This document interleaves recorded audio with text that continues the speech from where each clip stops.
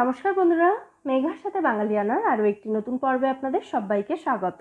অনেক বন্ধুদের রিকোয়েস্টে আজ নিয়ে এসেছি বেকড রসগোল্লার রেসিপি। বেকড রসগোল্লা আমাদের অনেকেরই ভীষণ প্রিয় একটা মিষ্টি, খেতে অসাধারণ টেস্টি হয় এটা। আজ এই বেকড রসগোল্লা কীভাবে মাইক্রোওয়েভ ওভেন এবং গ্যাস ওভেনে তৈরি করতে হয়, দুটো পদ্ধতি আপনাদের সাথে আমি স্টেপ বাই স্টেপ শেয়ার করছি। তাহলে চলুন এবার রেসিপিটা দেখে নেওয়া যাক। বেকড রসগোল্লা বানানোর জন্য প্রথমেই আমি দুধের ক্ষীর এখানে তৈরি করে নেব। আমি একটা কড়াইতে 1.5 কাপ মতো দুধ নিয়েছি। এখানে এটা সিঙ্গেল টোন দুধ রয়েছে, 350 ml মতো দুধ রয়েছে টোটাল এখানে। তো এই দুধটাকে আমাদের ঘন করে নিতে হবে। প্রথমে দুধটা তাড়াতাড়ি ঘন করার জন্য দুধটা হালকা গরম হওয়ার পর এর মধ্যে আমি 2 টেবিল চামচ মতো গুঁড়ো দুধ দিয়ে দিচ্ছি।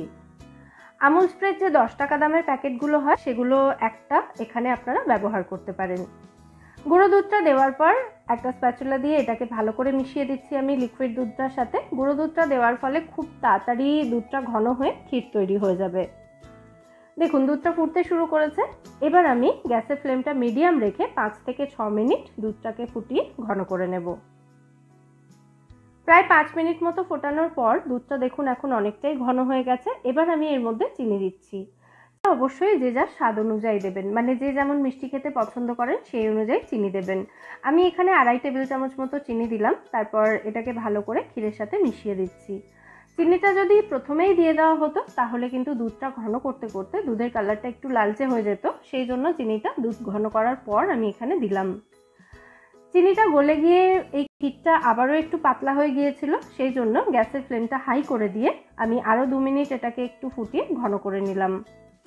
দেখুন ক্ষীরটা এখানে একদম রেডি, এর থেকে বেশি আর ঘন করতে হবে না এটাকে।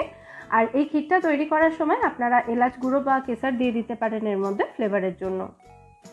গ্যাস অফ করে দিয়ে এবার চলে যাচ্ছি আমি নেক্সট স্টেপের দিকে। এখানে একটা মাইক্রোওয়েভ বাটিতে আমি 6টা রসগোল্লা নিয়েছি, আর পাশেই দেখতে পাচ্ছেন একটা অ্যালুমিনিয়াম ফয়েলের বাটিতে আমি 2টো রসগোল্লা রেখেছি। রসগোল্লার মধ্যে কিন্তু একটুও রস নেই, রস চেপে ফেলে দিয়ে আমি রসগোল্লাগুলো এখানে রেখেছি। অ্যালুমিনিয়াম ফয়েলের বাটিতে যে রসগোল্লাগুলো রয়েছে সেগুলো আমি বেক করব গ্যাস ওভেনে, আর মাইক্রোওয়েভ বোলেটটা আমি মাইক্রো ওভেনে বেক করব। রসগোল্লা আপনারা কেনাটাও ব্যবহার করতে পারেন অথবা বাড়িতে তৈরিও করে নিতে পারেন। এখন যেহেতু লকডাউনের কারণে বাইরের সমস্ত মিষ্টির দোকান বন্ধ, তাই বাড়িতে বানানো ছাড়া উপায় নেই। আমার চ্যানেলে রসগোল্লার রেসিপি কিন্তু অলরেডি আপলোড করা রয়েছে, চাইলে আপনারা সেটা দেখে রসগোল্লা বানিয়ে নিতে পারেন। এবার যে ক্ষীরটা আমি তৈরি করেছিলাম, ক্ষীরটা 2 হাতা মতো অ্যালুমিনিয়াম ফয়েলের বাটিতে দিলাম, আর বাকি ক্ষীরটা এই মাইক্রোওয়েভ বাটির মধ্যে দিয়ে দিলাম। বেকড রসগোল্লা মাইক্রোওয়েভ ওভেনেই কিন্তু একদম পারফেক্ট হয়। প্রথমে আমি এখানে মাইক্রোওয়েভ ওভেনের প্রসেসটাই দেখিয়ে দিচ্ছি। ওভেন সুইচ অন করে দিয়ে এটাকে প্রথমে আমি নিয়ে যাচ্ছি কনভেকশন মোডে। দেখুন কনভেকশন মোডে চলে এসেছে, সিম্বলটা দেখেই বুঝতে পারবেন আপনারা। তারপর কনভেকশন মোডে প্রথমে আমি টেম্পারেচারটা সেট করব 200 ডিগ্রিতে।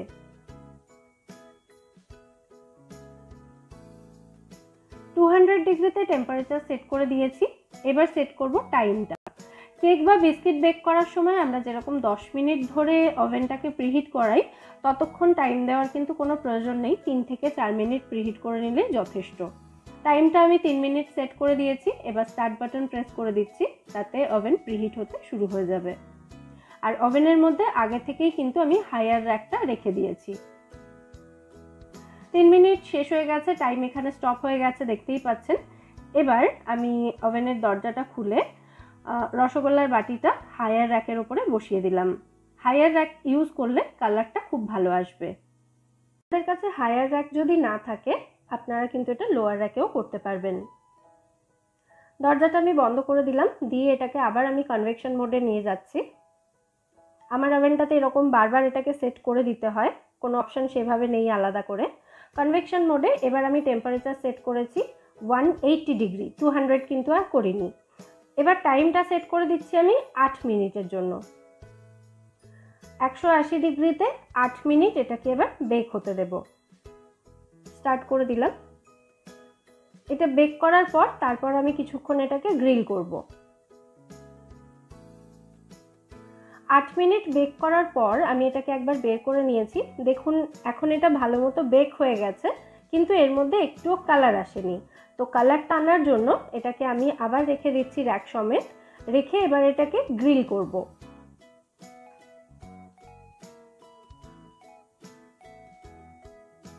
আবার আমি এখানে দরজাটা বন্ধ করে দিলাম, দিয়ে এবার গ্রিল মোডে যাব।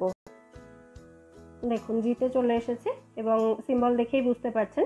গ্রিল মোডে টাইমটা আমি সেট করব প্রথমে 4 মিনিটের জন্য। স্টার্ট করে দিলাম। 4 মিনিট এটা গ্রিল হোক, তারপর চেক করে আরও কিছুক্ষণ এটা যদি প্রয়োজন হয় গ্রিল করে নেওয়া যাবে। 4 মিনিট গ্রিল করার পর রসগোল্লাটা এবার আমি চেক করে নেব। খুব সাবধানে চেক করতে হবে, কারণ এই সময় কিন্তু ভীষণ গরম থাকে ওভেনের ভেতরে। দেখুন ওপর থেকে খুব একটা বেশি কালার কিন্তু এখনও আসেনি, আরও একটু কালার আনতে চাই আমি, সেই জন্য আবার আমি এটাকে ওভেনের মধ্যেই রেখে দিলাম। আবার এটাকে গ্রিল করব আমি 4 মিনিটের জন্য। মানে প্রথমে 4 মিনিট করেছিলাম গ্রিল, তারপর আরও 4 মিনিট এটাকে গ্রিল করব। টোটাল 8 মিনিট মতো গ্রিল করছি। তবে আমার এখানে 8 মিনিট মতো গ্রিল করতে হচ্ছে, তারপর কালার এসছে। তার মানে কিন্তু এটা নয় যে প্রত্যেকটা ওভেনেই সেম হবে, প্রত্যেকটা ওভেনের টেম্পারেচার কিন্তু আলাদা আলাদা থাকে। তাই এভাবে 3-4 মিনিট করে গ্রিল করার পর একবার করে অবশ্যই চেক করতে থাকবেন যে কতটা কালার এসছে।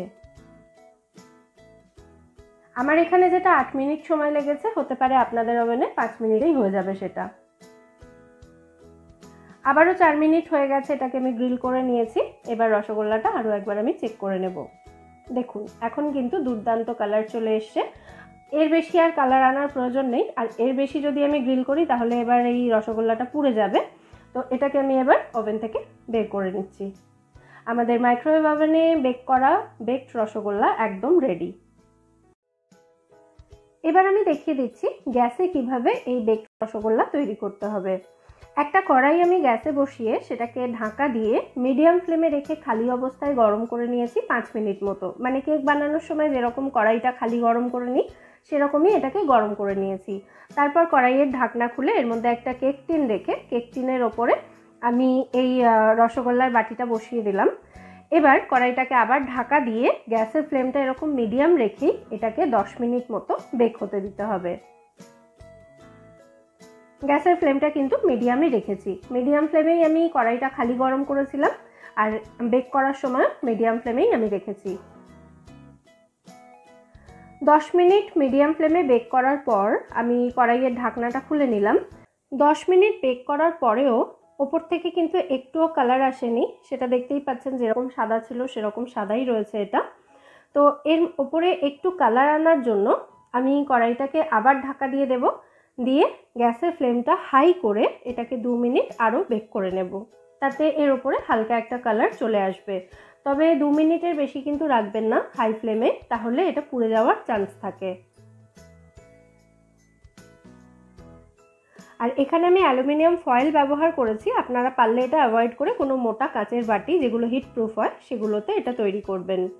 2 মিনিট হাই ফ্লেমে রাখার পর দেখুন এখন হালকা কালার চলে এসছে ওপর থেকে। এবার আমি গ্যাসের ফ্লেমটা অফ করে কড়াইটাকে ঢাকা দিয়ে এটাকে এভাবেই রেখে দেবো 5 মিনিট মতো। গ্যাসের ফ্লেমটা কিন্তু অবশ্যই অফ করে দেবেন। এই গরমে এর মধ্যে আরও একটু কালার চলে আসবে। দেখুন 5 মিনিট ঢাকা দিয়ে রাখার পর এখন আরও একটু কালার চলে এসছে এর মধ্যে। আমি ন্যাচারাল লাইটে দেখাচ্ছি, সেটা দেখে আপনাদের বুঝতে বেশি সুবিধা হবে। এবার আমি কড়াই থেকে এই বেকড রসগোল্লাটা বের করে নেব।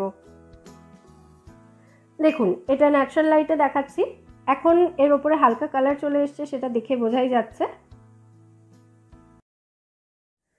দেখুন মাইক্রোওয়েভ ওভেনে তৈরি বেকড রসগোল্লা এবং গ্যাস ওভেনে তৈরি বেকড রসগোল্লা আমি পাশাপাশি রেখেছি। দেখে কিন্তু বোঝার উপায় নেই যে কোনটা ওভেনে তৈরি এবং কোনটা গ্যাসে তৈরি। দুটোর টেক্সট অলমোস্ট সেম আসে। শুধু গ্যাস ওভেনে যেটা তৈরি হয় সেটা বেক করার পর একটু ড্রাই হয়ে যায় ক্ষীরটা, আর তার উপরে আমি ক্ষীরটা এখানে একটু কমই দিয়েছিলাম, সেই জন্য এটা একটু বেশি ড্রাই হয়ে গেছে। আপনারা ক্ষীরটা একটু বেশি দেবেন, আর পারলে ফয়েলের বাটি অ্যাভয়েড করে কোনো মোটা হিটপ্রুফ কাচের বাটিতে এটা তৈরি করবেন, তাহলে টেক্সচার একদম পারফেক্ট হবে। আর আমি আগেই বলেছি মাইক্রোওয়েভ ওভেনে কিন্তু সবথেকে ভালো তৈরি হয় এই বেকড রসগোল্লা। এর টেক্সচার দেখতে পাচ্ছেন, একটুও ড্রাই হয় না, এটা একদম মাউথ মেল্টিং টেস্ট, আর টেক্সচারটাও কিন্তু একদম একই রকম থাকে। তাহলে অবশ্যই আপনারা এই বেকড রসগোল্লা বাড়িতে ট্রাই করুন এবং আমায় জানাবেন রেসিপিটা আপনাদের কেমন লাগলো। রেসিপি যদি ভালো লেগে থাকে ভিডিওটাকে বরাবরের মতো একটা লাইক এবং শেয়ার করার অনুরোধ রইল। আর আপনি যদি আমার চ্যানেলে নতুন দর্শক বন্ধু হয়ে থাকেন অথবা এখনও চ্যানেলটা সাবস্ক্রাইব না করে থাকেন, তাহলে চ্যানেলটা সাবস্ক্রাইব করারও অনুরোধ রইল। ফিরে আসবো নতুন কোনো রেসিপি নিয়ে। সবাই সুস্থ থাকবেন, ভালো থাকবেন এবং সবাইকে খুব ভালো রাখবেন।